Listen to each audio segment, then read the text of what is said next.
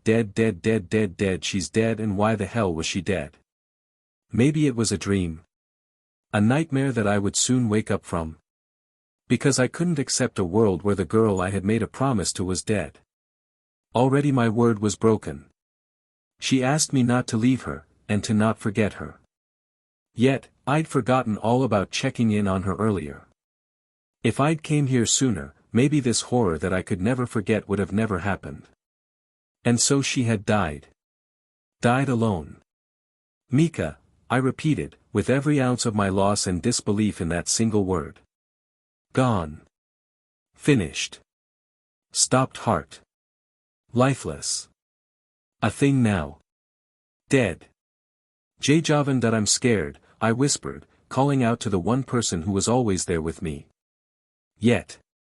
Nobody answered. Nobody was there. I was as alone as Mika had been. I couldn't even find it within myself to cry. All I felt was shame, and loss, and fear, and emptiness, and that terrible feeling in my gut. Me screaming at the heavens could not occur, as when Mika's breath had left her, so too had my voice. Then as my eyes drunk in every speck of the dark image in front of me, my other senses kicked in. Namely, my hearing. All through this ordeal there had been a single repeating sound in the background, one that I hadn't recognized since it was so quiet, and since all my attention had been on my vision. So I stopped. I forced my panic down, and I listened. Drip. Drip. Drip. Drip drip. Like a tap had been left on, but only the smallest of trickles was leaving. Just one drop at a time. Drip. Drip. Drip. Drip. It was coming from behind me, to the right. One of the corners of the garden. I almost didn't dare look, but I had to know. I needed to know. Slowly, I pushed myself off the slick ground, and turned around. I jumped in shock, though not a gasp left my mouth. Before, I said that Mika had died alone. That was wrong, a lie. If Mika was dead, then that had to mean that somebody killed her, so she wasn't alone. Meaning I wasn't alone. And that said killer had been silently watching her corpse all this time, had been watching me, and I hadn't even noticed. So you finally noticed me. It took you long enough, the murderer said casually, as if he was only asking the time. I began to tremble. What did you just say? I forced out, spitting the words like acid. By now my hands were clenched so hard my fingernails were drawing blood. I said that it took you long enough, he repeated, again no more caring of his tone than before. I knew then, that I wanted to do nothing more than tear him apart, limb from limb. I don't care about that. I snarled. Just looking at him said. Me off, because he killed her he killed her he killed her, and with rage I never knew I had, I charged. I didn't even have a weapon, I just wanted to shove my fist through his torso, like he had done to Mika, and crush his heart. But he moved so fast. In the blink of an eye, his fist slammed into my chest like a train. My body spasmed, and despite my training, it was too much to me. My breath left me, and I slammed into the wall and slid down it. As my head rung from the impact, I couldn't help but note that I had almost struck the thing that had once been my closest friend, and that her blood was now literally on my hands. Now none of that, he chided. Then he stepped forwards, finally letting me see his form in the dying light of the sun. He loomed over my fallen form, looking down at me clinically. Yet, I couldn't even be sure he was a he. This was because he was not dressed in robes, or a cloak, and any sort of normal outfit. No. He was garbed in armor. It was a bizarre mockery of those tales of a knight of old. Thick plates covered his torso and his limbs, each one a golden bronze shade with an intricate pattern carved into the rim. Meanwhile, dull silver chain mail was visible beneath the plates, protecting the killer's body even more so. Not a shred of skin was shown, in fact, as clunky gauntlets shielded his hands, while his face was hidden by a spherical helmet of unknown material. I didn't even have the pleasure of looking Mika's murderer in the eyes, as there were no eyeholes that I could see on the smooth, bronze surface. What? What are you? I asked, rising to my feet. Who the hell are you? He tilted his head slightly, as if comprehending my words. Then he did something most unusual. He laughed. Oh ho ho ho. The mocking laugh came out distorted and echoed, bringing attention to the fact that his entire voice was masked too. Who am I? You honestly have no clue, do you? Well. That's a shame, isn't it? Scratch that. I don't need a name to engrave onto your tombstone. I directed my attention inwards, and a tap began to drip, drip, drip. My Zanpakuto appeared in my hands, and I sent off a message to my silent ally, Javan. Turn on the juice. I am going to kill him, so I need all the mana I can. I waited for the extra flow of power that would tell me that my request had been noted, but nothing came. I could only feel my standard reserves, those put aside in the mana pool for me to use whenever I wanted. Javan. This isn't funny. I need more mana. But nobody answered. I was alone, and for this fight there would be no mana regeneration. Only what I currently had. I'm sorry, having trouble making that call. Perhaps you should ring the operator. While his words were boisterous and joking, all I heard were daggers going into my chest, berating my every futile gesture. What did he mean by that, unless? And so the light flickers on upstairs. Praised the masked murderer mockingly, ding ding ding. We have a winner. Mr. Forgetful finally figures out the answer, perhaps a bit too late. What did you do to Javan? I quietly asked. I hadn't heard from him all day, but I hadn't thought anything of it. Yet now something was terribly wrong. Mika was dead, and Javan had abandoned me in the moment I needed his support and help the most. Relax, Mark, he soothed, saying my name in such a way that I couldn't help but hate him more for, Javan still breathes. For now. What did you do? I snarled, bringing my blade into a two-handed position. If you've done something to him, I will destroy you. Such loyalty for a partner. No, I have done nothing wrong to him. He is merely asleep. However, it is an undeniable fact that there is no possible way he can help you right now. He took one menacing step, and I couldn't help taking a step back myself. His fist was still covered in the blood of my friend. I don't need his help. Regicide orchestral medley. Righteous anger lent me strength, and I flowed into a Shunpa faster than I ever had before. If I didn't have mana to spare, then I'd just have to kill him while using the least amount possible, wouldn't I? A blade through the throat was too good for him. With a yell, I cleared the distance between us in a heartbeat and swung my blade in a well-practiced arc, aiming right for where the jugular would be. I expected the sound of metal breaking under my superior steel. I anticipated a squelch as my blade carved through bone and flesh. Instead, a loud clang rung through the air. I had hit his neck, but failed to break through the metal. Hell, I wasn't even sure I had scratched that armor. That wasn't very nice, was it?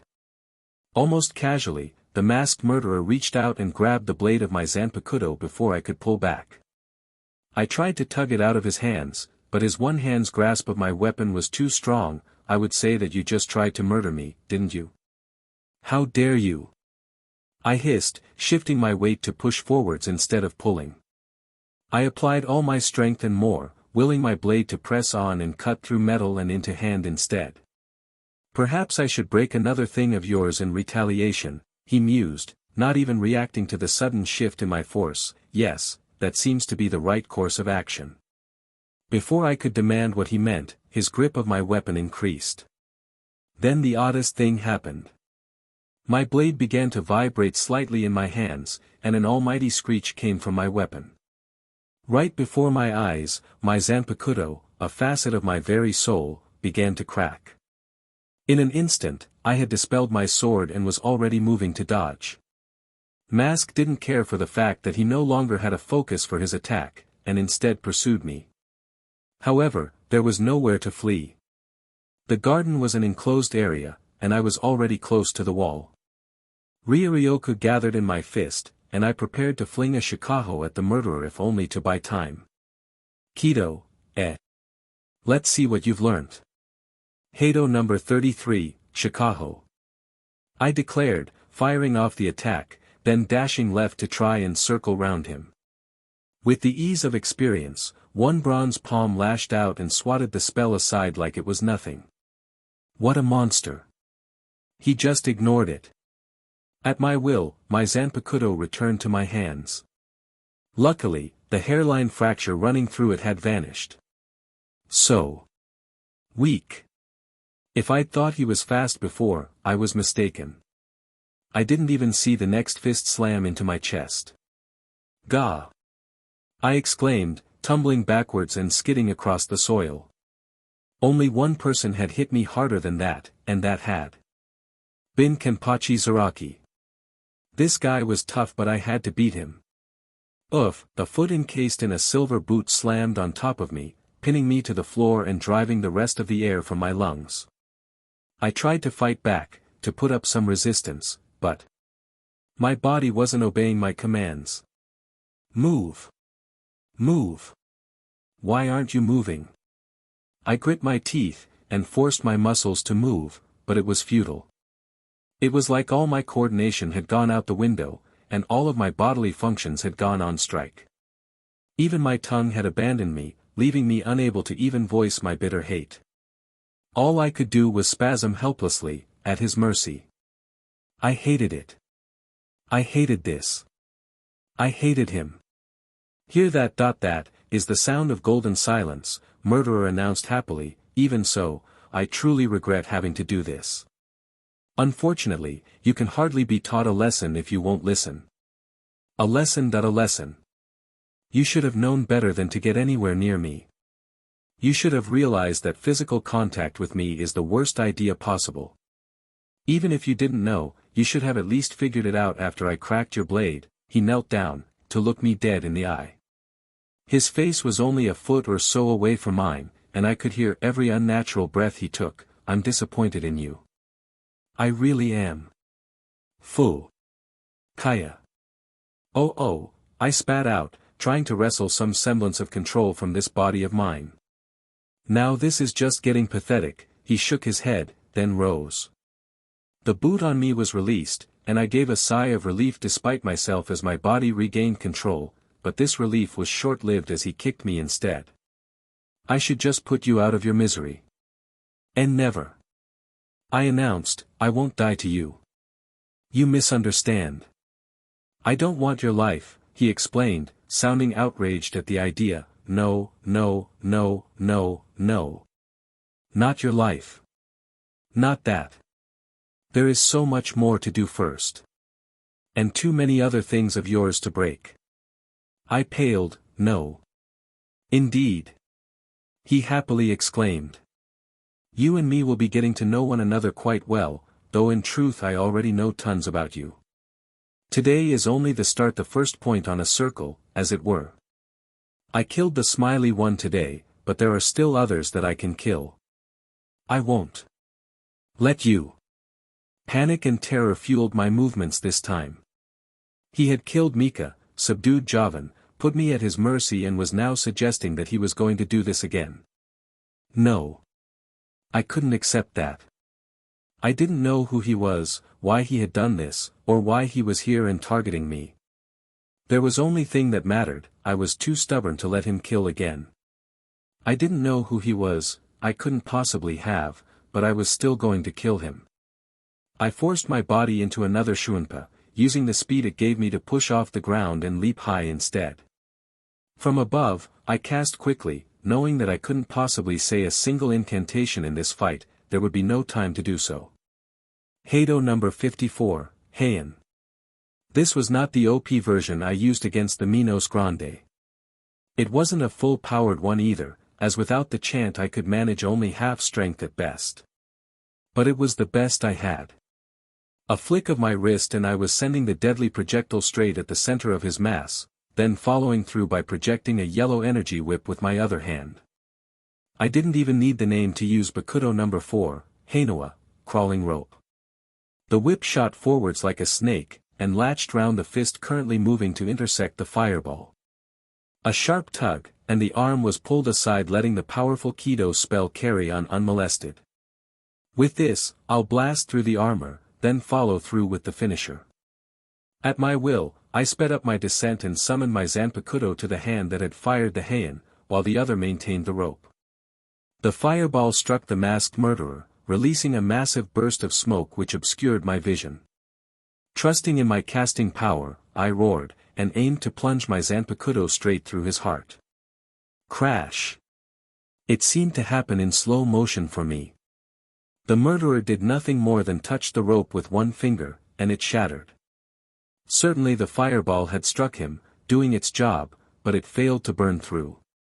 I had overcommit to running the BSTRD through, and my body was in motion, so I couldn't turn away now, as gravity was acting on me too.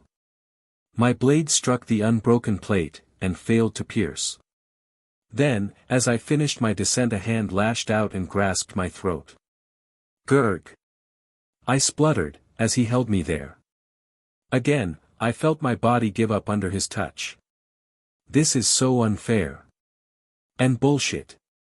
How is he just ignoring everything, and stopping me with just a touch? I told you that getting into contact with me was bad.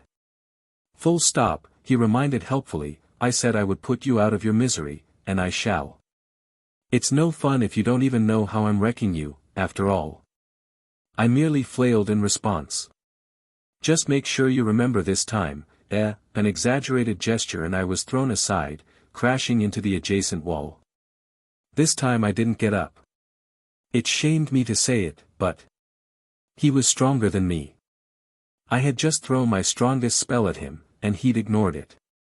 And as much as I hated to say it, as much as I hated letting the BSTRD live a moment longer, I just couldn't do it. I'm too weak to kill him. And if he was going to explain his powers like a FANFICTION moron, I was going to listen before I got back to my feet and tried to murder him again. Finally a willing student, Mark. Very well then, he clasped his hands together. Sensei shall teach you then. Watch carefully. He carefully placed a single hand on the wall, and then under his attention the wall seemed to ripple. Before the point on the wall he touched seemed to just fall apart. Do you see? No. Well, don't. Ah. Stupid Mark Cohen. I hate his tone so much, and the way he addressed the friend of the girl he just murdered even more so. My power is very simple. It's to disrupt. The way he said it was important, it was like the very existence of what he said had weight. I could hear the capitalization. Do you know what disruption is? Interrupting someone or something? I dutifully answered. Yeah, but it's more than that. Another definition is this: to break apart or alter so as to prevent normal or expected functions. I processed his words, and then it clicked. His power was to disrupt anything. 10 points to Ravenclaw. Announced the man happily after he saw my expression of understanding. It doesn't matter what it is, whether it be conceptual or literal, I can disrupt it. I can make it stop working, impede its ability to function, cause it to stop, all that and more. Today I disrupted the connection between yourself and your little tenant, effectively severing the bond for a while. Then I shoved my hand into your girlfriend's body and disrupted the chemical bonds in the atoms that made her chest, breaking her body down into its base elements. A painful way to die, might I add. You disrupted my Kido spell, I accused. You broke it apart prematurely before it hit me. Exactamundo. Mask exclaimed, you seem to be getting it now. While I can disrupt at range, I do tend to do my best and most complicated or powerful work through direct physical connection to my conduit. Hell, as long as it comes to disruption, there's nothing I can't do. With a single touch, I can disrupt your entire nervous system. You don't even want to know the bullshit I can do when I start messing around with space, boundaries and connections between dash. Mask's monologue was suddenly interrupted by a familiar voice. Wait at the far heavens. Heido number 73, Sorosokatsui, twin lotus blue fire, crashed down. Then, Mask promptly shut up as a wall of blue energy wider and thicker than he was tall crashed through the wall and slammed into the bloody night like a freight runner. Aizen? I asked, almost in disbelief. Hello, Marcus. There will be time for talk later. The turncoat captain said as he walked through the hole in the wall he had made. He looked, dare I say it? He looked angry. Oh my, the wonderful Captain Aizen graces me with his presence. Across from Aizen, a hole had been made where Mask had been sent through, but now he clambered through the wall irritably, brushing dust off his shoulders as if he hadn't just been hit with a level 73 Keto head-on. I don't know who you are. I don't care. I heard enough to know what's important. You came to this school and murdered a student, then psychologically tortured one of my division members. Aizen coolly drew his Zanpakuto. Please surrender, or I will cut you down. Is it a bad thing that I was actually kinda happy that Aizen was here now? Mark. Another voice exclaimed. I drew my attention away from the two powerful figures facing each other down, and forced myself to look beyond Aizen. Standing there, in total shock, were people I really wish hadn't come. Kasumi. What the hell was Shi doing here? And Sheet. She brought the others. Marcus. Exclaimed Akemi as she strolled forwards. I demand to know what is going dash. She stopped suddenly, as she had just seen the corpse. Oh my. She kept her composure and avoided throwing up, but barely. Daichi wasn't so lucky. You shouldn't have come, I told them sadly. She's dead. It appears the peanut gallery is here too. Mask said happily, I must admit, I didn't see this coming. How glorious. Aizen's appearance was a shock, but having you lot here is just too good. And no. You're wrong. I can tell. You're just wrong, Kasumi muttered, as she looked at the masked man. That I am, he nodded, seemingly agreeing with her assessment. Are you ignoring me? Asked Aizen harshly, swinging his sword so fast I could barely see him move. This time when the knight blocked with his forearms, the material cracked. No. I'll get to you soon, then. He leapt back to clear space for himself. Get back here. I spat, getting to my feet and preparing to chase after him. There were reinforcements now, and I knew now more than ever how powerful my enemy was, but I didn't care. He had killed Mika, and even if he could survive Aizen, I was going to make him suffer even if it killed me. Shatter, Kyoka Suijetsu, Mirror Flower, Water Moon. I shut my eyes, expecting an illusion, but instead heard a surprised, what? Oh, weren't you listening to my speech? Asked Mask nonchalantly. I thought I'd been disrupting the sense of sound and spiritual pressure in the area, but you still figured out something was wrong. So let me ask you why your release didn't work. I assume it's to do with your disruption-based ability. You disrupted my Zanpakuto's spirit's connection to me, didn't you? Concluded Aizen. At hearing this, I opened my eyes. He was lightly frowning. That is a dangerous ability to have. Pretty much, he shrugged. You won't get away with this, warned Aizen. The alert has been given. All the other captains left the academy hours ago, but at my call others will soon arrive. And when they do? Death, containment, capture. Whatever. Do your worst. Mask didn't seem to care that much. He gave the come at me bro hand gesture, but Aizen didn't fall for the taunt. Still, it's a shame you arrived when you did, Aizen. I'd almost gotten to the good bit. The knight sighed sadly. I suppose that I have to skip to the cliff notes. His head rotated slightly, and I could tell that he was looking at me. Marcus, I have a message for you. A warning. I recommend you remember this. It begins at the end, yet it ends when it begins. A circle has no end or beginning, but still you must break dash. You said a warning. Not a riddle, I interrupted, unwilling to hear any more of his cryptic bullshit. I could somehow tell he was frowning from inside that spherical mask. How rude. You want a warning? Fine. I'll give you one. I'm going to kill them, a casual gesture to my friends, still watching the scene unfold in shock. They're going to die. One by one. And there's nothing you can do to stop me. My riddle had all sorts of cryptic clues to lead you to me, but since you don't want it, too bad for you. Maybe next time. Instead dwell on the fact that I murdered Mika and there is nothing you can do about it, and when I so choose to do so I will kill again. No you won't. I won't let you. I narrowed my eyes. I'm gonna kill you.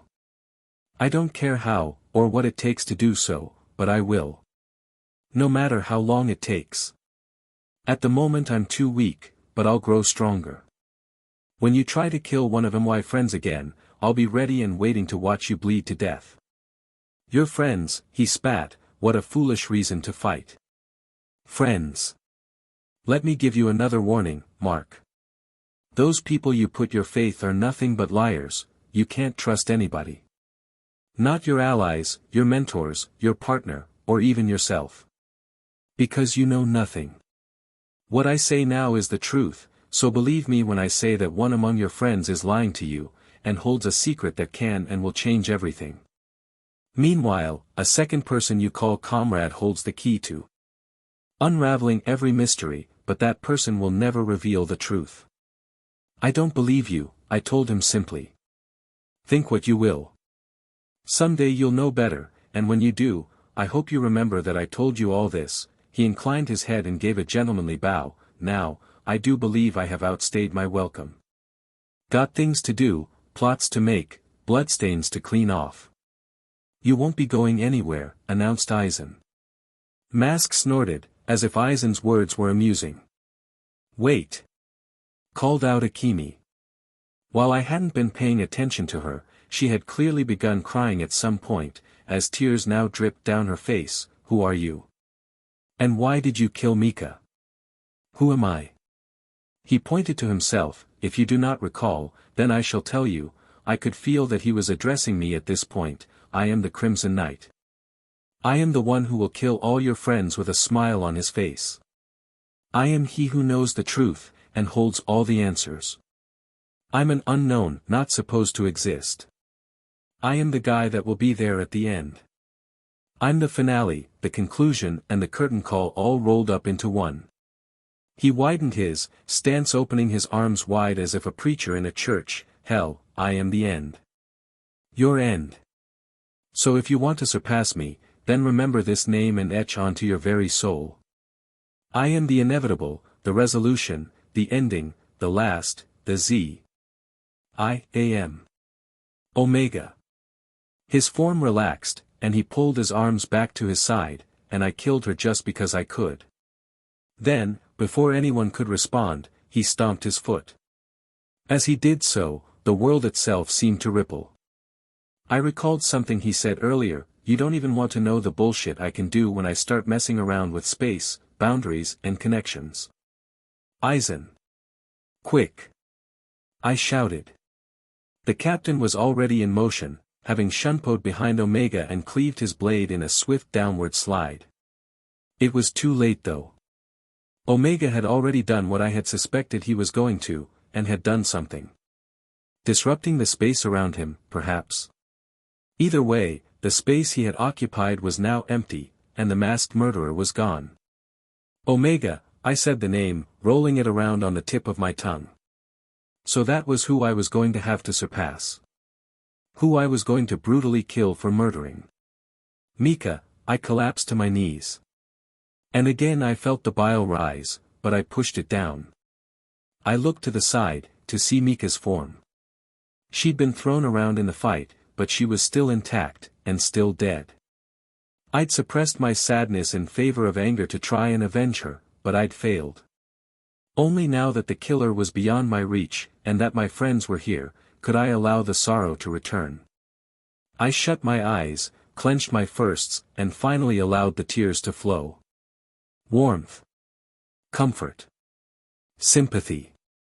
A pair of arms wrapped around me, as the form of someone crouched down behind me and embraced me. I'm sorry. Whispered Kasumi, her own voice dripping with emotion. I merely sniffed pitifully, but didn't open my eyes or respond otherwise. I didn't want to know what my friends looked like right now, nor did I want to see or consider what Aizen thought of the scene. No. For now I wanted to mourn. Because everything has changed. A turning point had been reached. A point of no return. XXXXXXXXXXX. It was wrong. It was all wrong. The error. It was impossible. Fate had faced many threats, big and small. Errors both vast and insignificant had fallen to her hands, yet patterns always existed. Patterns that were followed. She could predict the strength of an error, yet clearly she had miscalculated because something had gone horribly wrong. One day the error was perfectly normal, then the next it was wrong. First the new error appeared out of nowhere, and with its appearance came all these bugs. It was far greater and more damaging than almost any she had come across in a long, long time. Its real problem, though, was the divergence it inspired in others. For the insignificant error was no longer insignificant. It had been a stubborn one, yet easily manageable. Yet, now this was not the case. Because something had changed, been broken, shattered, altered and unleashed. It was as if the error's potential had infinitely multiplied. An error atop an error atop an error atop an error atop an error atop an error atop an error atop an error atop an error atop an error atop an error atop an error atop an error atop an error atop an error atop an error atop an error on top of another error, its own weight indefinitely reinforcing itself. Over and over and over, overlapping again and again and again, adding upon itself and increasing and increasing and increasing, there was no way that error could have become this wrong seemingly overnight. It was all the new error's fault. Before it appeared, this had been only an average world. Now, the potential for errors had increased, and that error was slowly spreading. Even the original error here had been edited, and eventually fate would have no control over anything. And then the chosen path would be lost. Fate could not allow this, for such was the nature of an entity like her, stubborn. She had found a new target to focus her attention on, the new error would die. Then the no longer insignificant error, and then the original, for no allowances could be made, no matter her desire to see it live. For a threat this large, no mercy could exist. It was time to pull out the big guns. It was time to get serious. It was time to send in her agents. All things considered, my cell was pretty much what you'd expect it to be. A small square space with bars, a single window and a bed, which might as well have been a table, for me to sit on. I should probably have been more worried about the fact that I had woken up in a prison cell after falling unconscious due to trauma, but I wasn't. In truth, I was more angry if anything, though even that emotion was fading, to be replaced with a tired sort of loss. I was far less worried about being in a cell than I was about all the other problems I currently had to worry about. It was strangely quiet in my cell, giving me plenty of time to think, since Javan hadn't awoken yet. It had definitely been over 12 hours, yet still he slumbered. Thinking of him though drew my mind to other thoughts. Rather, memories. Because I couldn't forget. Mika was dead. 3 very simple words, yet ones I had been trying to cope with for the last 6 or so hours here. When I first saw her. Her corpse, I had panicked and lashed out, letting rage fill me against the one that had clearly murdered her. Now without a target for my anger, all I had was sadness. Because FNG hell, my best friend potential love interest was dead. It was just like losing my dad all over again, only worse, since I was older now and had a proper target to blame. Omega, I hissed his name, thinking back to the masked man. He didn't make sense. He couldn't. When he had shown up I had focused on the fact that he was an OPBSTRD who killed Mika, but now I was more interested in the fact that he shouldn't exist. I had never seen anyone like him in canon, and no matter how much I strained my mind I couldn't find any evidence that he had ever appeared as he was in the anime. Hell, I've never even seen him before. So that brings to mind a simple question, who the hell is he? Was he always in Bleach, just out of camera shot? Did he murder in the show but was just never shown? Or did he only become active due to me, through some strange and stupid butterfly effect? Or is there another explanation for him being here? And more important, who is he underneath that mask, and just what prompted him to decide that he hated me and so needed to kill an innocent woman? My thought went unanswered, leaving only more questions. I sighed. Truly, I was no Sherlock, and had absolutely nothing to go to even try and hazard a guess as to just what the hell Omega's deal was. Not a single clue to point me in the right direction. But then again, even if I did know, did it matter? He was so terrifyingly strong compared to me that it was unreal, and there's nothing I can do about that. He could kill my friends one by one, like he said, and I could do nothing about it. My understanding of this was what was really horrifying.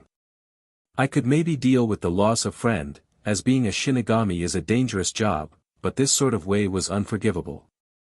I wanted to do nothing more than protect my friends, but I was too weak for that.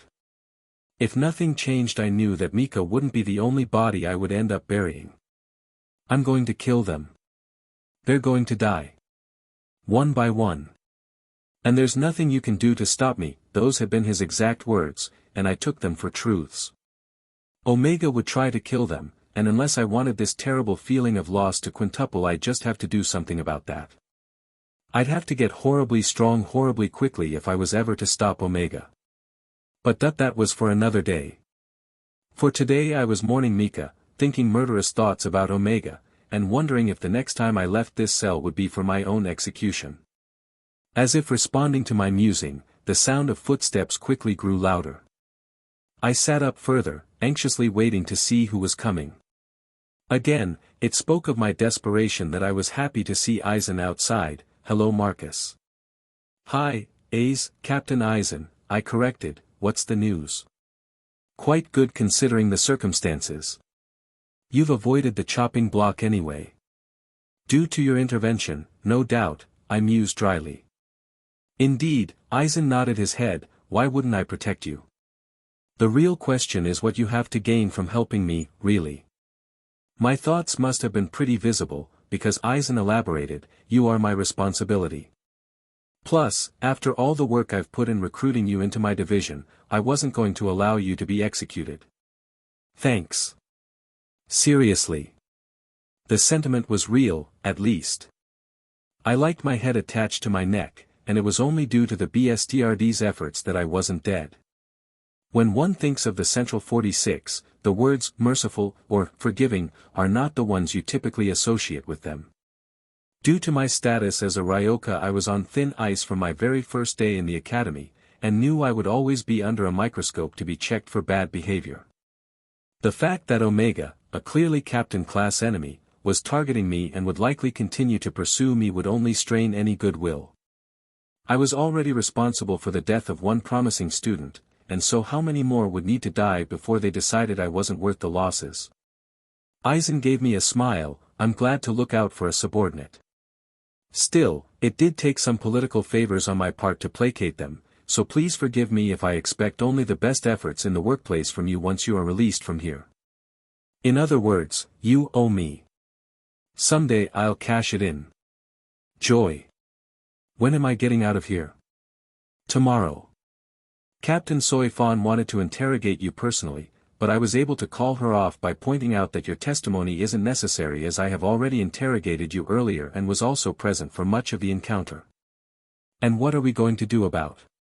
You know. Him. I asked. Nothing. Nothing. I snapped. Unfortunately, Eisen gave me a serious look. Central 46 has deemed Omega a threat, but also cares too little to allow a serious manhunt. Unless Omega embarrasses the Godii 13 again, and consequently them, they won't lift a finger. While we can look, it will be a token effort, as Omega isn't deemed a true threat by them as his only motivation seems to be ruining your life. Brilliant, I spat. So since Omega embarrassed the Godii 13 by sneaking into the Siratii and murdering a student due to his stupid hate on for me, I'm in the doghouse. But since he's not presently causing big problems, they'll just let him go free because it's too much trouble for them. Hit the nail on the head. If a lead is found we may be able to pursue him further, but until then we must be patient. Alas, I don't exactly have the patience to wait for justice to be brought to Mika's murderer. So in short, the Gotei 13 can do nothing against Omega at the moment. Yes. DMN, I cursed. It had been only a tiny hope, but I wouldn't have complained if half a dozen captains had tracked Omega down and killed him. I wanted him dead, but it's not like I was insistent that I be the one to do it. Yet, it looks like that wasn't going to happen. Because obviously it'd be up to me to actually deal with my overpowered nemesis, wouldn't it? Marcus. I know that you are in a bad place right now. Your friend has just been killed, and you feel responsible. I won't dissuade you of that notion, as that is no doubt a job for your many friends. Instead I will say that as long as it is within my power I won't allow the Central 46 to kill you due to his actions. And if you should require my aid. The suggestion was unfinished, it didn't need to be. I understood him well enough. He'd passively protect me if Omega showed up again and if I was.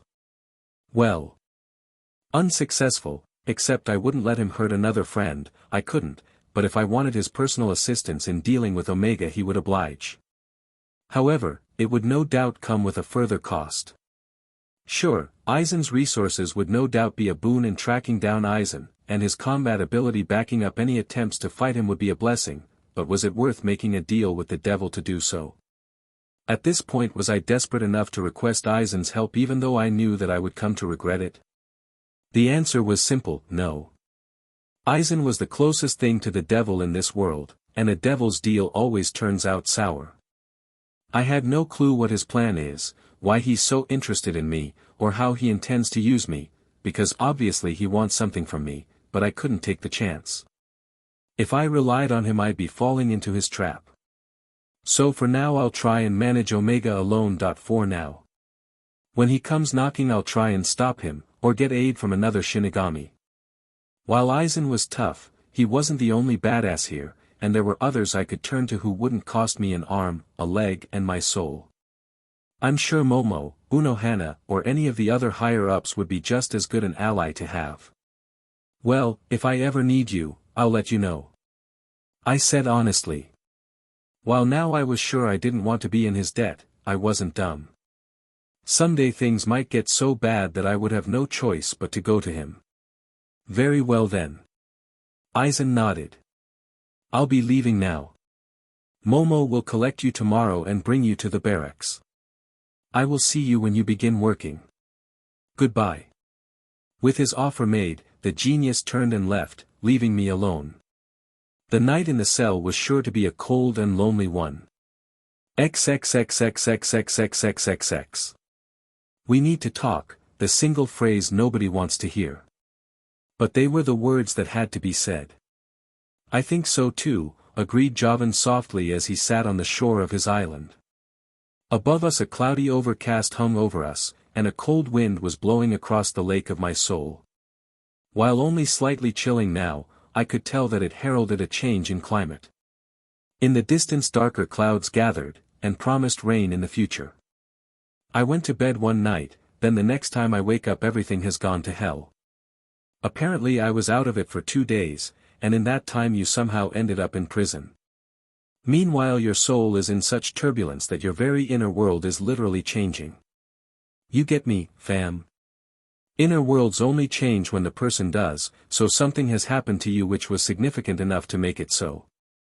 So why don't you tell me what the F is going on? So I told him. In plain and simple English. I told him of his silence in my mind, of my bad feeling, of Mika's death, Omega's appearance and my stay in jail. I told him everything. Sheet. Jovan paced to and fro across the surface of the water, cursing softly under his breath. He was just as worried by all of this as I was. What the F dash, man?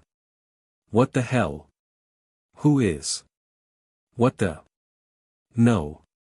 This is bad. Tell me about it. I laughed bitterly. The worst bit is that there was no foreshadowing, no warning. He came out of nowhere. Literally. He wasn't in the story, and doesn't seem to fit the source material. And he knew me. From somewhere. He knew me. But I don't know him. Of course not. Agreed Javan, looking out to the horizon. He's an unknown. I mean, if a canon character had shown up, fair enough. Or if I'd actually done something big enough to cause a butterfly effect, maybe. But instead he's just some random guy. Yeah. Just a random person. Who the hell is he anyway? Where did he come from? Why was he after me? No clue. Said Javan quickly, crossing his arms and glaring at the sky like it held the answers. No idea who could know dash. I stopped my ranting, suddenly noticing something. I'd been quite focused on my own problems and my own rant, but my listener. There was something off his with responses. He's answered a bit too quickly, and agreed a bit too agreeably.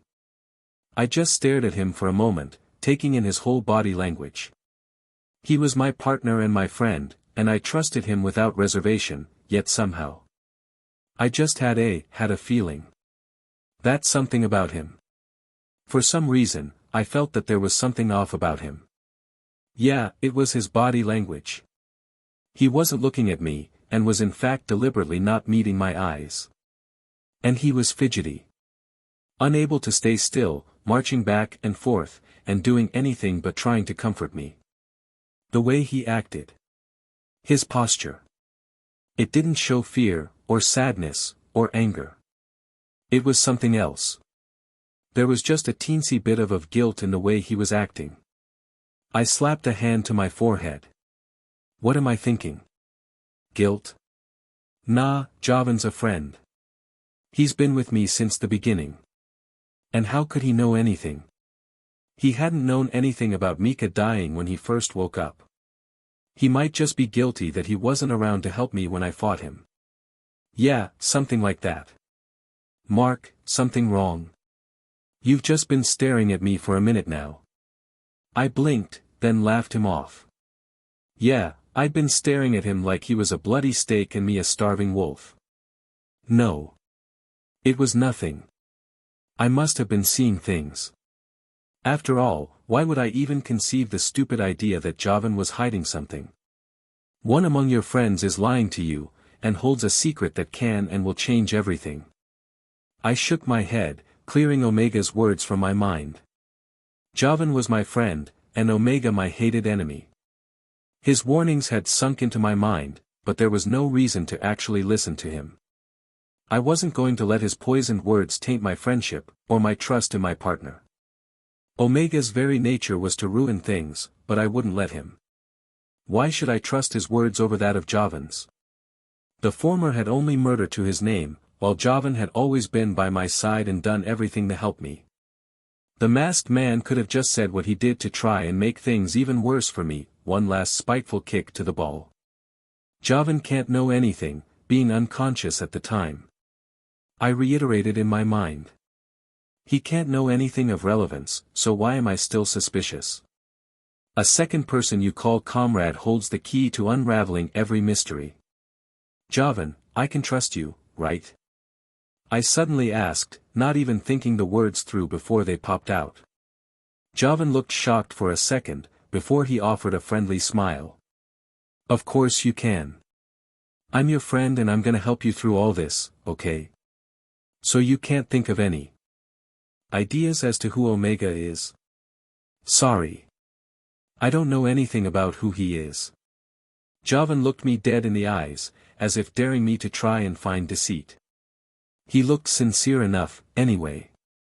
That person will never reveal the truth. I'm your partner, you can trust me. Javan stretched out a hand, bridging the gap between us. You can't trust anybody. Omega was lying. He had to be. What I say now is the truth. I trust you. I said simply, ignoring that sinking feeling of doubt in my stomach. Because we were partners to the end, and partners don't doubt one another. And Javan was my partner, and a good one at that. He deserves my unreserved confidence. Those people you put your faith in are nothing but liars. I'll trust you to the very end. XXXXXXXXXX. I'd been out of prison for 4 days now, and I'd known this was coming for all of them. Even so, I was no more ready to say goodbye than I had been when I first saw her bloody corpse. I didn't want this to be the way I thought of her. I wanted to remember the good times, her rare, true smile, her manner, the many hours spent toiling by her side in the dirt. Yet instead, I just knew that it would be her still body and this stone tombstone which would be what would remain in my mind decades later. The tombstone itself was more of a memorial in reality, and had an Eastern style as opposed to Western ones. Then again, the Soul Society is a Japanese afterlife and so obviously followed Eastern cultures in the way the dead were handled. Likewise, Mika was about as Japanese as you could get. When me and my friends had sat down to handle her funeral arrangements, we had eventually decided that the standard process would be the way she would have preferred. I had never actually gone to a Japanese funeral, but the process seemed both familiar and strange when compared to the only other funeral I attended. Apparently the Suriidii had its own history and customs which had been added to the mix, which was why the dead were buried and not incinerated, like how they did it in actual Japan, or so Kasumi told me. The burial location was all our idea though. Rather than in the standard burial ground all Shinigami were allowed to rest, we'd requested she be buried outside of the Suriidii. Mika Ikeda loved her garden, so we would bury her somewhere beautiful. Hayato had selected the location, a beautiful hillside in West Rukon district. A maple tree grew at the top, and if one sat beneath it you could see the field stretch around you in all directions, the grass blowing in the breeze.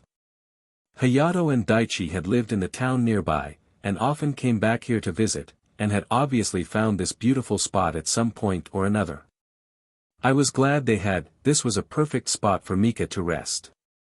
Still, I'm sure she would have been fine with what we had decided for her funeral. Just having us attend would have been enough for her. Then again, she didn't have anyone else close enough to her to attend, so we were basically the only ones to see her off. And no. Momo doesn't count. She was only with us as my escort guard outside the walls of the Suriidii. Does anybody else have anything to say? Queried a tired Daichi, whose enthusiasm and energy had yet to recover. I just wish I'd known her more. Admitted Kasumi quietly. I only really know Mark, but I think we could have been good friends. Alas, that can't happen now, can it? Said Jovan softly. Taken before her time. Admitted Hayato. So what do we do now? Daichi sighed. I'm tired. DMN it, I feel like I've been crying over Mika forever, but DMN it, I still miss her. So you should. I think I'll always miss her. Akemi gave a small, strained smile. We never always got along, but I did consider her a friend. And it's not. It's not the same without her. Our group has been together for years now, and I had hopes we would continue together for our entire careers. But now she's gone, and a void will always exist. And wasn't that the truth? We were all mourning not only her, but the loss of something irreparable. It might have been harsh to say, but I've always seen my friends as a collective thing. I value all of them, but we're better together. Hell, I already thought of them as true companions, but I'd felt justified in this view after the Team Marcus thing.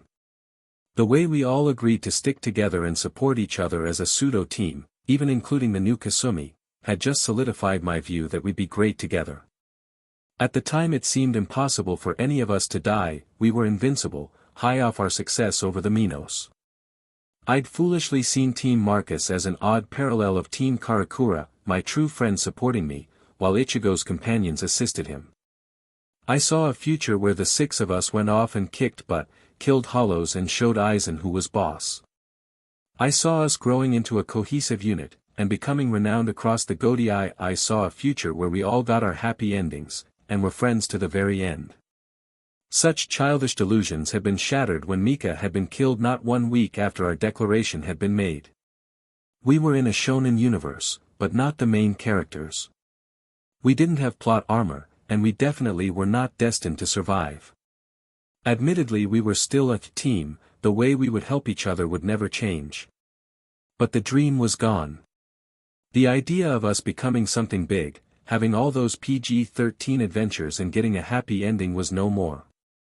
We were just 5 people mourning the loss of a friend suddenly wrenched away from us.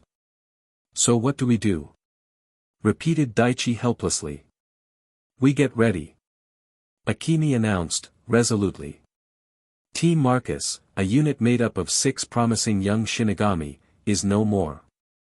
One amongst us is dead. And the killer still lives. And... well, we all heard him. Yeah. He'll be back for us. My friend in the yellow scarf looked around nervously, as if terrified that he'd jump out of nowhere. That's what he said, right? That he was going to kill all of us, one by one. How the hell are we supposed to deal with that, knowing he could be back at any moment to finish us off? We get stronger, that's what. Omega's target is me, as he obviously has some sort of grudge against me. He killed Mika because of me, and he wants to kill you too. I refuse to let him kill anyone else. I'm going to become strong, so strong that he'll never touch any of you again.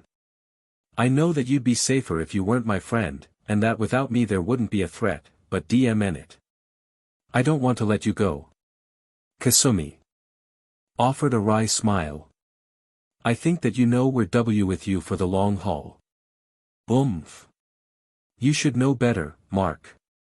What sort of friends would we be if we abandoned you?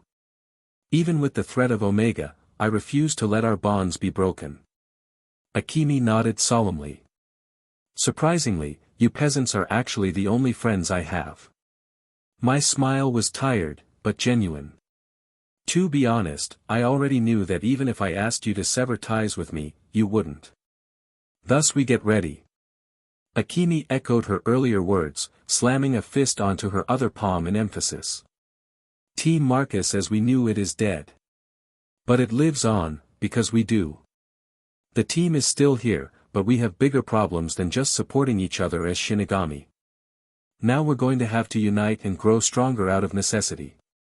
The bookworm's opinion was clear, either get strong enough to kill Omega, or remain weak enough to die. So it's agreed then.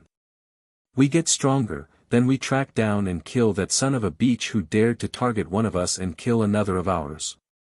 Akemi smirked cruelly, and in that moment I saw a facet of the girl we never normally glimpse. She always declares that she is the Nishisaka heir and prodigy, yet I've never really ever seen that heir in action, have I? Politics is a bloody business, and she was raised from birth to take over her family. She's gotta have a bit of cruelty in her. Track him down. Aren't we being a bit hasty? Hissed Daichi. It's bad enough that he's coming for us without us walking towards him. Hayato shook his head and put a reassuring hand on Daichi's shoulder. Can you forgive him? Omega? Forgive? No.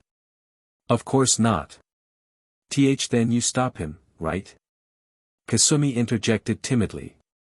And normally I prefer peaceful action, but sometimes things are unforgivable.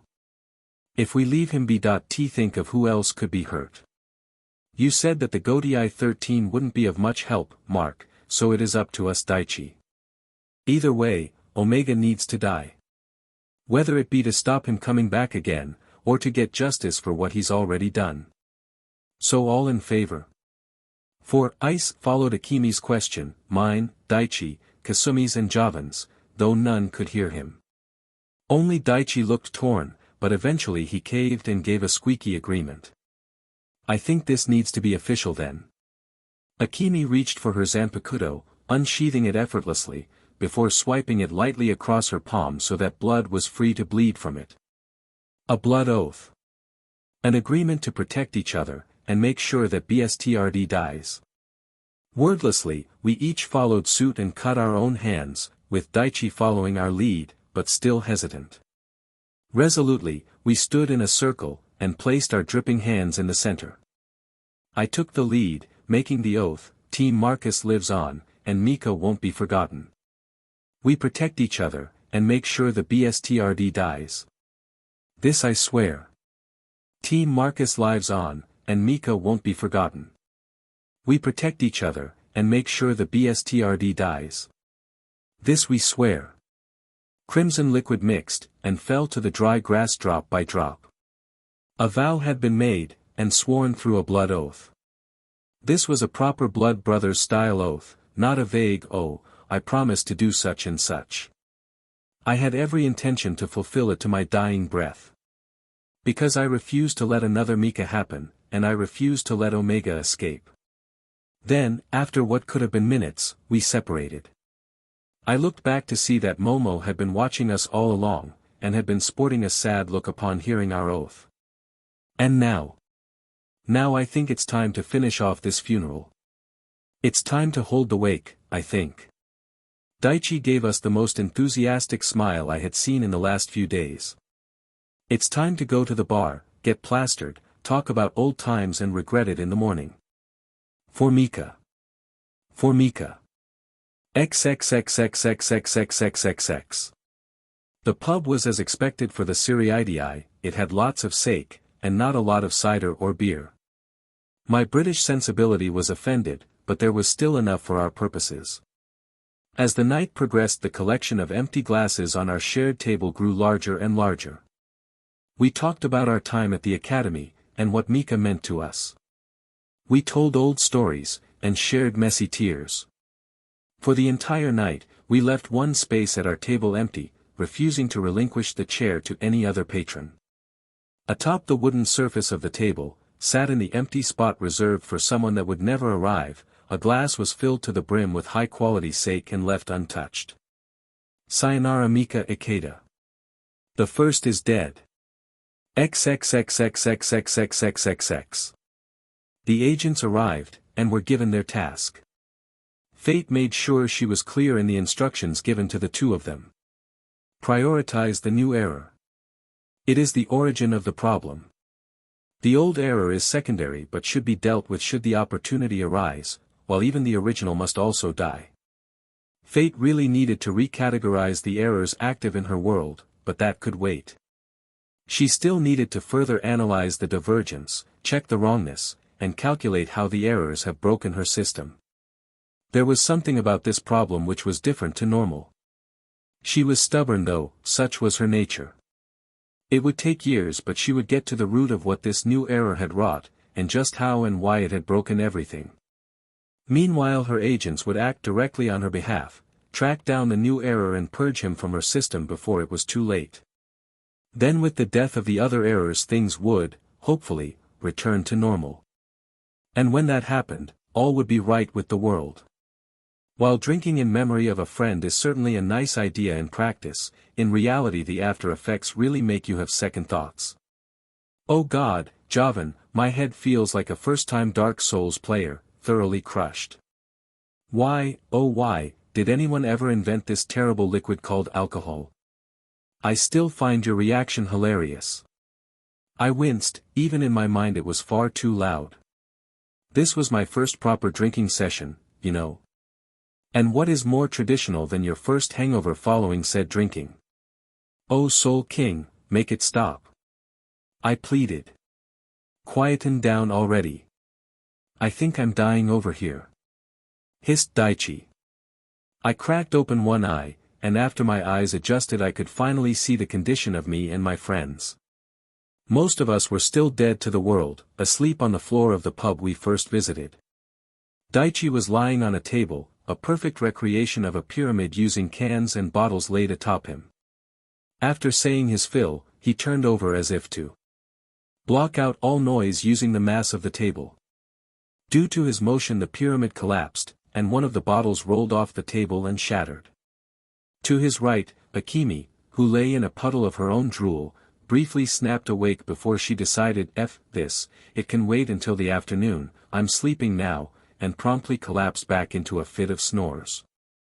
Note, Javan, remind me to tease her mercilessly over her improper behavior, drooling and snoring. Duly noted. But where is everyone else? Hayato, may the heavens strike him down, seemed relatively unfazed over last night's events. Apart from his uniform being a bit ruffled, he showed no obvious signs of a hangover. I was honestly jealous of him, sitting there with a cup of fresh coffee and a book in hand. And Kasumi? I looked down, and realized just why I had lost all feeling in my lower body. Somehow in the night Kasumi had found my legs, clamped down hard, and was now reminiscent of a bear trap. I tried to wiggle out, but her grip only got tighter. I was almost certain that I would need to amputate both limbs now. Awake, noted Hayato in barely above a whisper. Hurrah! A final hope. Hayato, buddy, old chap. Do your friend a favor and give me a hand. Hayato, that doesn't look like a hand. That looks like my Denryashinki phone. In fact, Hayato, it looks like you stole it from my person when I was. Hang on, Hayato, what are you doing with that? Snap.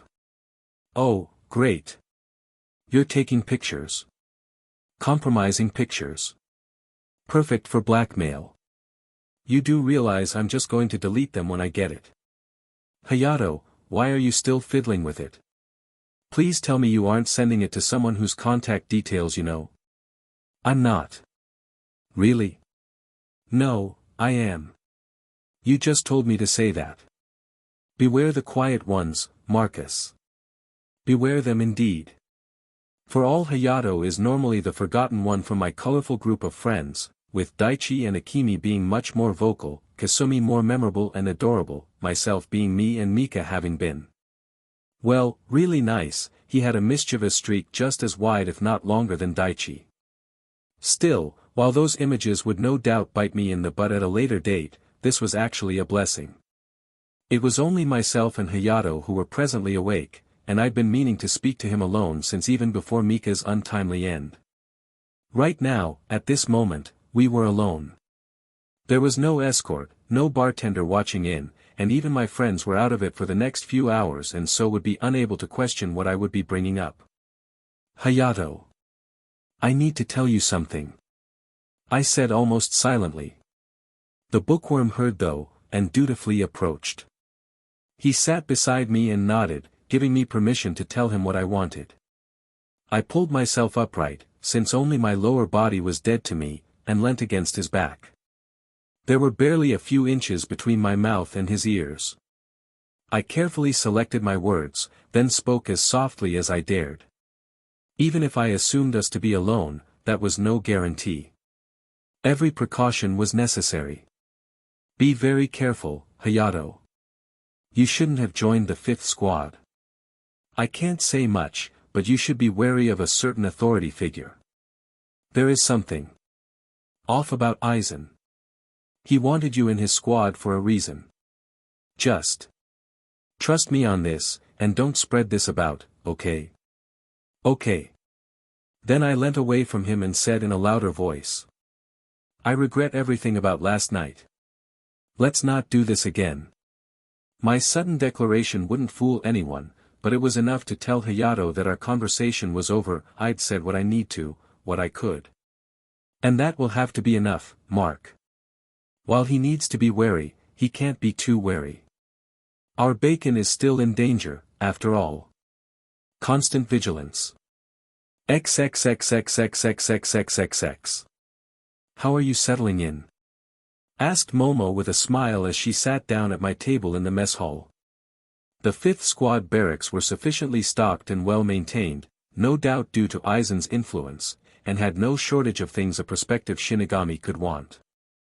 Luckily, that included free food. Pretty well. I put my sandwich to one side. I've only been here for 2 weeks, but I've been getting along fine. Admittedly I have yet to have a mission yet, and have been bogged down with paperwork, but I've put in some good training too. For a single second Momo's expressions darkened, but she was far too cheery a person to ever look that way for long. I'm glad that you're doing well. And don't worry about the mission thing. Captain Aizen has been speaking with the other captains, and you know that we're basically just waiting for permission from the 2nd squad concerning whether you are safe to be sent out. TCH, med higher ups. The casual racism displayed towards outsiders still irked me, even if some of their worries were warranted. I can't wait to be sent out for some proper combat experience. I mean, all my other friends have already had their first missions. Hell, some of them have had two. Akemi was basically on the fast track in the 6th squad due to her inherent abilities, her reputation and her status as a noble, and was already taking advantage of her rank to get better missions. She hadn't even had to go through an unseated portion of time, and had just been handed the vacant 19th seat position and left to enjoy. Daichi was surviving the 11th squad as an unseated member, but at least he'd been dragged along for a group mission to slay some hollows in the Rukon district, and got some good physical torture training.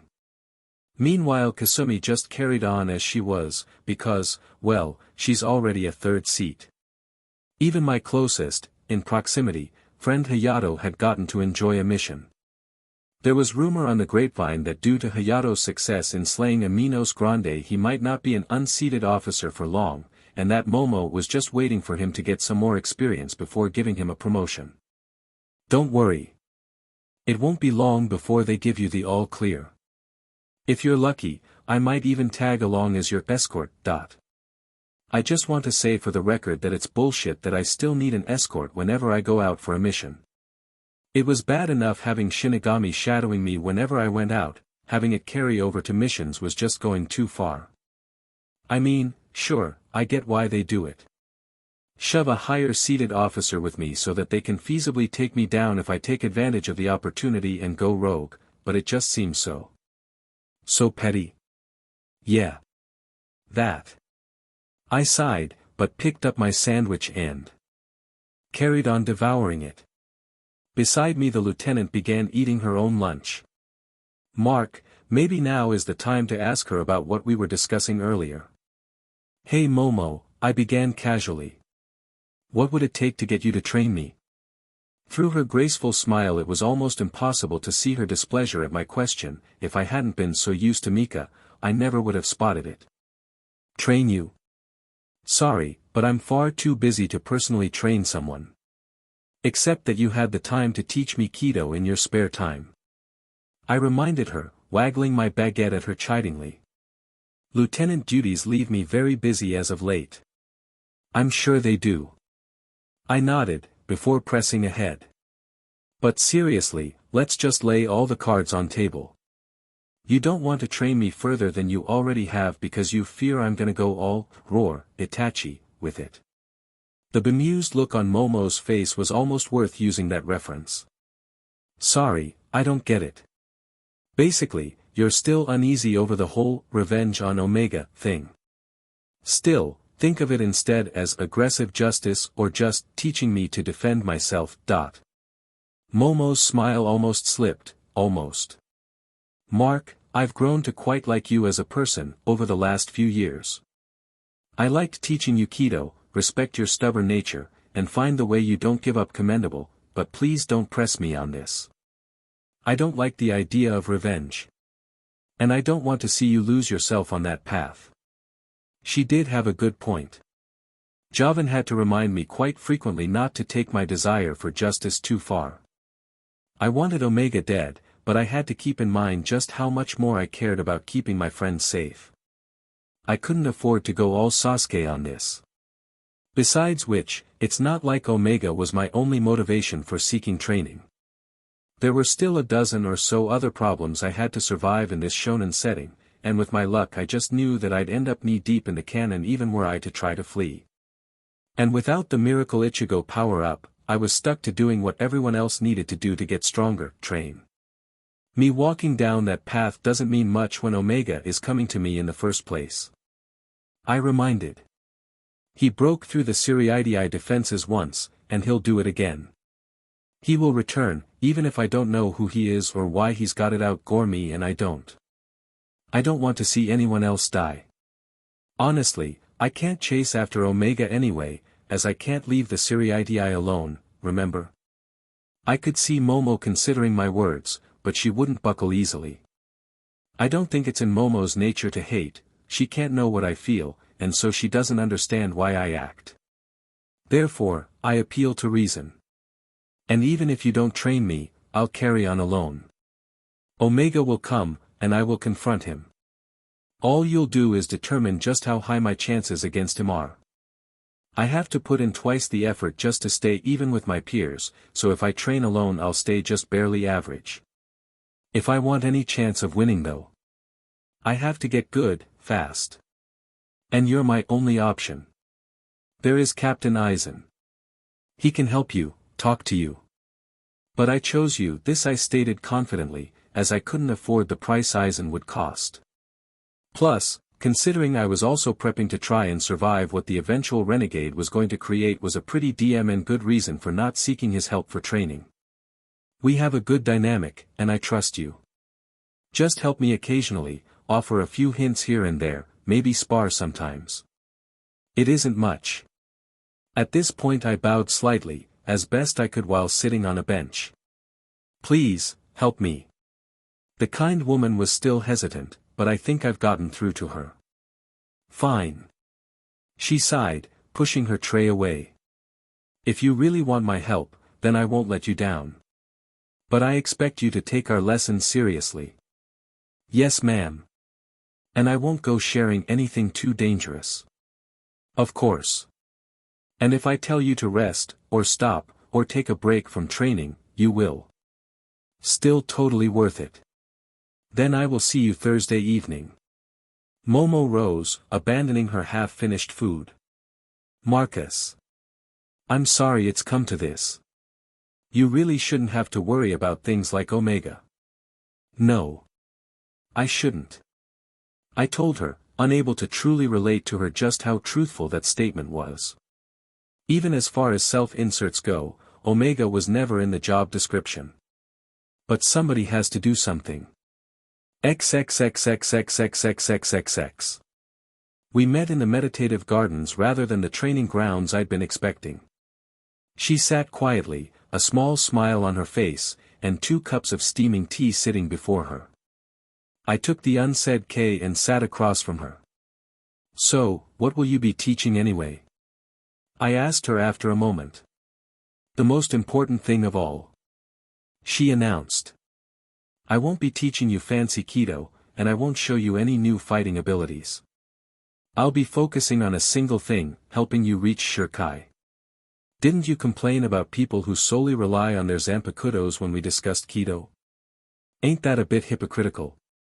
Momo pouted. I did say that, and I'm not wrong, but that doesn't mean the conventional view doesn't have some merit. Gaining Shirkai is one of the best ways for a Shinigami to gain power. Simply by obtaining it your spiritual power rapidly increases, so sometimes an officer can jump several seats just by earning it, even without considering their abilities. Likewise, the Shirkai itself is a useful weapon and tool, and depending on what abilities it possesses can become the support on which your entire style is formed. So basically Shirkai quickly increases your power, giving you new abilities and a permanent boost, while developing your Kido, Zanjutsu, Ho-Ho and Hakuta gradually improves your abilities. In the short term obtaining Shirkai will let you rise above your peers, while in the long term improving your 4 core skills will make you a truly better Shinigami. I concluded. Exactly. I prefer the idea of improving your core skills, as someone well versed in the basics can easily match an unskilled fighter who relies on their Zanpakuto. Still. You are right in that Omega will be back. You gaining Shirkai is the best way to give you even a small chance of survival. The new power will hopefully give you an edge, while the extra spiritual power available to you will ensure that your present abilities will be stronger and can be maintained in a longer fight. So how will sitting here and drinking tea help me gain Shirkai? I asked, as I took a sip. Just the right blend, the lieutenant remembered my preferences. More meditation won't help me, I already communicate with my Zanpakuto frequently. Likewise, my unusual circumstances means that my Zanpakuto physically can't tell me his name. Then it's pretty clear, isn't it? She smiled wide and leaned in. If your blade can't tell me the name of your soul, you'll have to figure it out yourself, won't you? Slam. Faster than I could perceive her moving, Momo left her place and returned, slamming a massive pile of books, tomes and scrolls before me. The pile was so large and heavy that just by dropping the pile the tea in my cup shook and spilled. What is this? Wheeliel, these are just a few books from my own collection that I thought might be useful. You know, tomes on philosophy, books on the nature of the soul, more detailed accounts of how people in the past obtained their shurikais, deeper analyses of what Zanpakuto are, that type of thing. I like reading. I like it a lot. And yet, I don't think it's physically possible to read all those books before I die. Bloody hell, it's so tall. Momo had to push it back into shape just now to stop it toppling over. Javan was almost amazed at this point. Just how strong is she to carry all that effortlessly? More than strong enough to break all the bones in my body. Beat. Hey, you think that the reason why higher-ups like Byakuya are so grouchy is because they can't get laid without breaking all the bones in their partner's bodies by accident? Javan sniggered. Maybe it's best not think further on that. Who knows though, maybe Aizen would give up his evil plan if he just had a little stress relief. Don't be silly, Marcus. Momo practically cheered, bringing me back to the conversation at hand and the literal library of books on the table. It won't take more than 5 years for a fast reader to get through them all. Can't we start on the absolute necessary ones, then move on to others if necessary? She frowned. But that's boring. No, I jabbed a finger at the spine of a random book. Case studies on the nature of spiritual prognosis sounds boring. It was a rather dry read, but who knows what will be necessary for you to figure out shurikai. As I said, I still don't get how this will help. And I told you, you need to find out the name of your soul. Momo's tone was exasperated. Shurikai is hard enough to obtain naturally when your Zanpakuto is just waiting for an opportune moment to present it, so in your case it'll be a much harder task for you. To name your soul you must understand it, and understand yourself. Momo lightly tapped the pile of books affectionately. Unfortunately, shurikai is still a journey one must make alone. I'll help, and you can ask me anything, but it will be your understanding which makes shurikai so. Then again, we've known this for a while, Mark. We knew just how tough shurikai would be for you. To understand yourself is not an easy thing. Hell, Zen masters spend centuries puzzling over these things. To even understand the barest of your pure nature is an undertaking. Even so, the pile was daunting, even if its knowledge was tantalizing. Any bets on whether Momo's stash contained things restricted in normal libraries? Well, if you've gone to the effort of bringing them, I might as well start reading, huh? With a wince, I stood up and plucked the uppermost book. As expected, it was written in kanji. It was going to be a long day. XXXXXXXXXXX. We stood opposed, neither moving as we waited for the other to move. The tension was high, and neither of us desired a single misstep. Then, between breaths the fight began. My opponent moved, disappearing in a burst of shunpa. Then I reacted. By this point in time, it had been ingrained into me to immediately throw a fireball behind me whenever my foe disappears in a burst of speed. Because where else are you going to hit someone other than behind?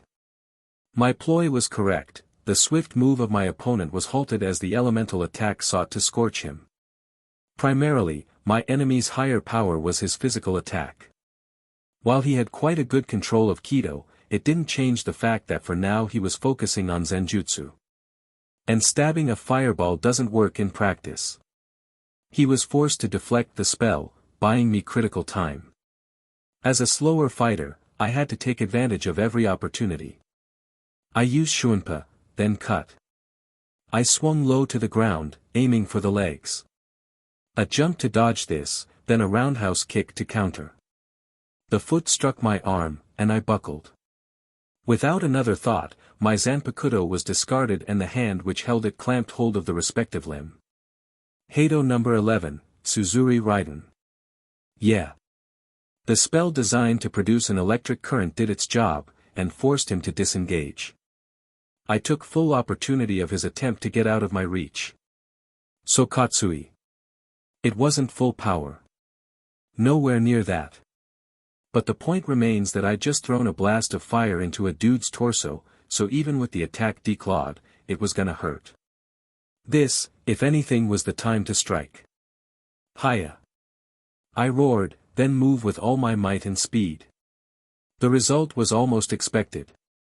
He surged around the stab, using a small burst of Shunpa to force his body in one direction, before using a secondary burst to push him onwards into my guard. "It is over," he said, quietly, his rapier to my throat. "TCH. I said, looking for a way out of this. There wasn't one. With that chance, he could have delivered a fatal blow. "I guess you win, Hayato." He nodded, removing his sword and cancelling his Shirkai state. My training partner looked winded, but not especially tired. It just went to prove what I already knew and had been told. Hayato was stronger than me now. In many ways he always had been, physically. But that's Shirkai. Reminded Javan. Exactly. Momo is right. Shirkai really does push you to a whole nother level. Merely by virtue of possessing it you jump right past your peers. Still, it didn't matter that Hayato had beaten me yet again using his superior reserves and physical abilities. If anything, it was good, as he was stronger. But this meant I had a long way to go if I wanted to protect him and my friends. I really needed to get my own Shirkai. Again. I demanded, resummoning my blade and entering my sword stance. My friend tilted his head and smiled accommodatingly. Agreed. Again. XXXXXXXXXX. Mark, why the hell is the training room on fire? Momo practically screeched. I winced at her tone, but I acknowledged her point. The floor was scorched, smoke billowed and the flame roared.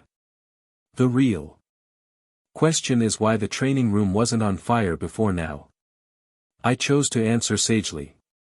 That's not a real answer nor a proper question and you know it. Momo hissed. I think this was the angriest I'd seen her in a long time. I mean, why? What did the room ever do to you? In my defense, the room isn't really on fire. It's mostly scorched and smoking, only the training dummy is actually alight. I countered.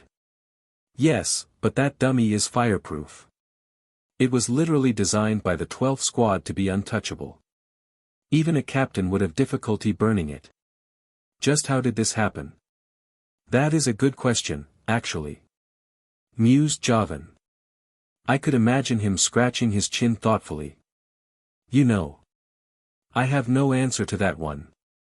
For the life of me I had no idea how the Kido I was working on was able to inflict such damage. The lieutenant was literally on her knees at this point.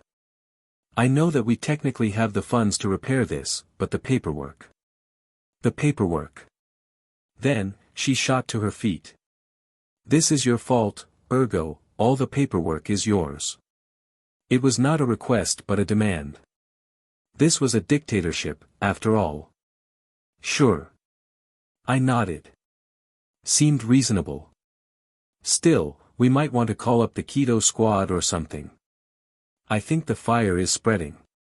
Don't even get me started on how the warded floor was scorched too.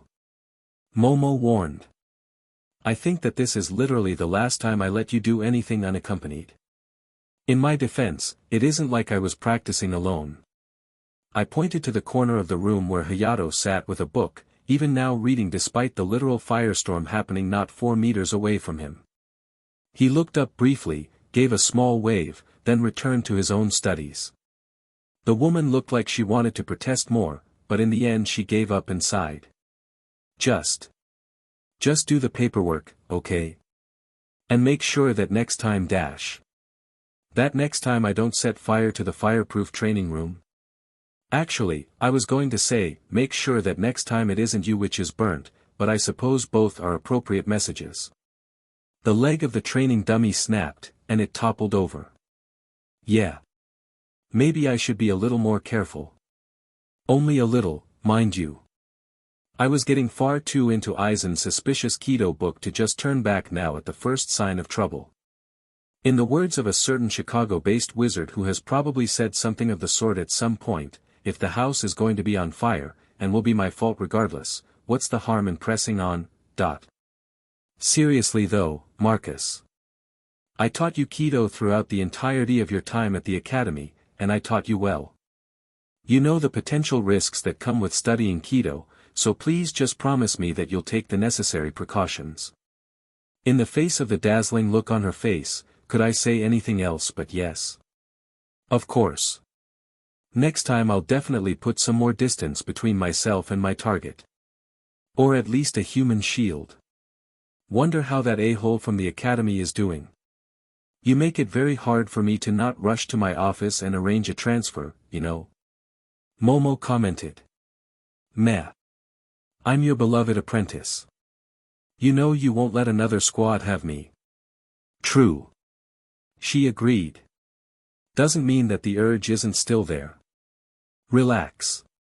I doubt I'll be setting the training room on fire again anytime soon. XXXXXXXXXXX.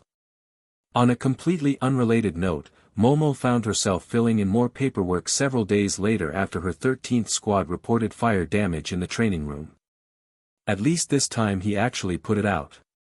Momo grudgingly admitted, before pushing her paperwork aside to try and track down some aspirin for her quickly growing headache. XXXXXXXXXXX. Ow! The pain, a familiar voice cried out. I paused briefly, on the verge of leaving the ward I was in. I just finished having my regular check-in with the 4th squad in Unohana, same rate of matter Reshi conversion, though the rate of your spiritual reserves growth is starting to hasten, as well as checking in on Kasumi while she worked, when I heard him. Ouch. Still in pain. Yup. That's Daichi alright. Said Jovan dryly. What do you think's up with him? Well, why don't you check up on him like the pal that you are, huh? I rolled my eyes, but complied. Entering the room I heard the cries coming from. Within the other room Daichi was there, and he was bandaged up to his neck and had his right leg in a cast. Oh my god Daichi, what the hell happened? Hell happened. Spat Daichi. Truly Beelzebub has put a devil aside for me. And his name in Kenpachi freaking Zaraki. Want to talk about it? No, what I want is that captain's bloody corpse at my feet, maybe some painkillers, and perhaps a good night's sleep too. But yeah, I guess I could talk about it. I slid into the seat beside his bed. Tell me more. Oh, it was terrible. Apparently our 3rd seat said this year's recruits looked a little scrawny, so he put us on the remedial sparring course. What's so bad about that? I inquired, already anticipating the answer. Do you remember when Kenpachi came in to teach our class that one time? Yeah. I motioned for him to elaborate, trying not to think too hard about how the last time I saw Kenpachi I just Kido punched him in the groin. It's like that, but on steroids. First you spar with someone, then if you win you get a minute to recover before the 3rd seat, 5th seat and lieutenant start chasing you to try and cut you up. Then why didn't you, lose? Because if you lose then the captain chases you, the pervert shivered. If you win, you lose. If you lose harder. You win if you don't get cut, and if you lose then you stay in the group to be chased until you aren't cut. If you escape then you go back to sparring and it all starts from the beginning. Hell, then at the end of the day, regardless of whether you've won or not, the entire division becomes one massive free-for-all where everyone who wasn't stuck in the same torture as you is free to wail on you. You know. That actually sounds terrible. Jovan, I pity Daichi. Well, that's terrible and shit. I'm guessing that your present state is a result of said training. No. Daichi laughed darkly. This happened after training. Apparently our captain thought I'd done good that day, so came to congratulate me for it. By slapping me on the back so hard I plowed straight through several walls and then since we'd been a few stories up when this happened, I fell. Ouch. Yeah. Worst bit was that Kenpachi. Literally forgot he'd done it to me seconds afterwards, and I was there waiting for help for an hour. He began to sob. It got so bad I had to bribe Lieutenant Yuichiro with the promise of sweets to drag me here. And by drag you here, you mean dash. Yup. She literally dragged me here. Simultaneous wince is simultaneous. Good luck with your recovery. I said tentatively. Recovery? There isn't any recovery. He hissed. I literally think that it's impossible for me to survive that squad. Third seat Ikaku visited me and told me to walk it off, because tomorrow I'm being moved to the competent exercise regime. What happens there? Almost the same freaking thing, except now you do it with weights attached to you, bags of candy strapped to your throat, and a hungry Yachiru assigned to chase you. Yeah. You're doomed. Please, Marcus, friend of mine, put me out of my misery. Sorry. If I do that, maybe Kenpachi would turn his attention to me when his new recruit of interest fails to show up. Better me than you, huh? Yup. I said without hesitation. He snorted. Figures. I don't blame you. Oh well. I suppose I chose this outcome, didn't I? And if this doesn't give me the strength I need, then who knows what will. Hang in there, mate. I patted his shoulder reassuringly, before rising. I'll make sure to tell Hayato you're here so he can visit you. Meh, please do. I literally haven't seen Hayato except for our group gatherings, so this might be a nice excuse. If I didn't know him any better, I'd say he's avoiding me. Avoid him? That would be really OOC. Javan noted. Daichi treats him like a brother, and Hayato does the same to him. Hell would freeze over before that happens. Welp, I'm sure he's just busy. Anyway, see you later, Daichi. He raised one arm as if in salute. See ya in hell, Mark. See ya in hell. XXXXXXXXXX. The encounter was almost miraculous, such was its unlikeness. I was shunpoing while on the way back to the division base to tell Hayato all about Daichi's hospitalization when it happened, and figured I'd better get there sooner rather than later. I was literally sweating as I sped through the streets. Running full out while using Shuinpa was basically a training exercise in coordination and spatial awareness. Sprint through a crowded street at top speed for as long as possible. If you miss everyone, you win. You hit someone, you lose. And also have a set-off Shinigami. Suffice to say, my control of what ho-ho I could perform was growing quickly. Then, as expected with my luck, I slipped. My mind was out of it at the time, concentrating on the position of everyone around me, and I failed to spot a discarded banana peel. What was it doing there? Who dropped it? Why had nobody picked it up? And did its appearance prove the existence of a malevolent deity out there that loves to watch me suffer? Despite just how bad this was, I had to hand it to the world. Truly this could only be a world operating on fictional laws, as this event was so cliché it was ridiculous. Still, my second foot moved forward as if to continue to Shuinpa. And then my slip became a maximum velocity slip. I barreled into the closest person to me with the speed of a high-speed moped, and together we crashed to the floor. Oh, the pain. I wheezed perhaps a tad too dramatically, and opened my eyes. I realized that we were on the floor, and were linked together in a tangle of looped legs and entwined arms. I doubted I would ever be able to explain at a later date as to how a banana slip caused all of this to happen. Oh yeah, the person I was tangled with happened to be a girl. And just to add salt to the wound, my hand was currently clutching one of her melons. It was admittedly a small one, but still a melon's. Then I saw the look in her eyes, and the small flicker as her gaze went from my hands to my face and then back again. Perhaps it was the adrenaline, maybe the shock of having a cute girl pressed against my body, or there was always the slightly suicidal explanation.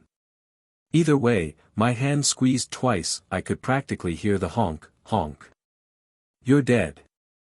Concluded Javan, without sympathy. Why you pervert?